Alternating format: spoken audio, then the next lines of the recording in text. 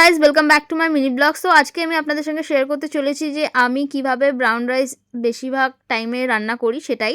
আজকে আমি যে রেসিপিটা শেয়ার করব সেটা হচ্ছে ব্রাউন রাইসের খিচুড়ি। চলুন এবার আমরা দেখে নিই আমাদের ব্রাউন রাইস খিচুড়ি বানাতে কি কি লাগছে। তো ফার্স্ট আমি হচ্ছে যে সবজিগুলো খিচুড়ির মধ্যে দেবো সেগুলো আমি ভালো করে ছোটো ছোটো করে কেটে ক্লিন করে ওয়াশ করে আমি প্রেসার কুকারে দিয়ে দিলাম।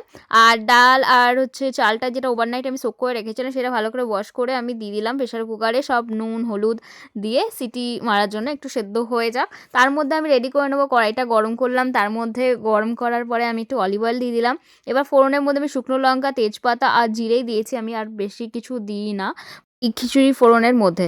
তার মধ্যে আমার এই পাশে আমার খিচুড়িটা মানে সেদ্ধ হয়ে গেছে 5টা সিটির পরে, সেটা আমি আবার প্রেসার কুকার থেকে কড়াইয়ে দিয়ে দিলাম। আর আমি এখানে শুকনো কড়াইয়ে আমি জিরে গুঁড়ো করে রাখি, সেটা যখন দেখলাম খিচুড়িটা হয়ে হয়ে আসছে সেই অনুযায়ী আমি একটুখানি 1-2 চামচ আমি জিরে গুঁড়ো একটু অ্যাড করলাম। আর নুনটা একটু টেস্ট অনুযায়ী আপনারা অ্যাড করবেন। ফাইনালি যখন নামাবেন তার আগে একটুখানি অরিজিনাল ঘি একটু ছড়িয়ে দেবেন, এটার টেস্টটা আরও সুন্দর হয়ে গেছে। যারা হেলদি লাইফস্টাইলে আছেন বা আসতে চাইছেন তারা প্লিজ অন্তত উইকে 2 দিন বা 3 দিন অন্তত নিজের মিলের মধ্যে ব্রাউন রাইস রাখবেন।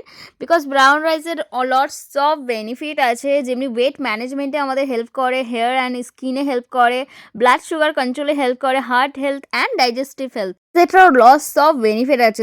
যারা এখনো পর্যন্ত ব্রাউন রাইস ট্রাই করেননি তারা আজকে থেকে নিজের মিলের মধ্যে রাখুন অ্যান্ড ট্রাই করা শুরু করুন। আর আমাকে কমেন্টে অবশ্যই জানাবেন যে কেমন লাগছে আপনার খেতে। সো আজকের জন্য টাটা, আবার নেক্সট ইন্টারেস্টিং একটা মিল প্ল্যানিং নিয়ে আমি আবার ফিরে আসবো আপনাদের কাছে। So bye bye everyone, stay fit, stay healthy.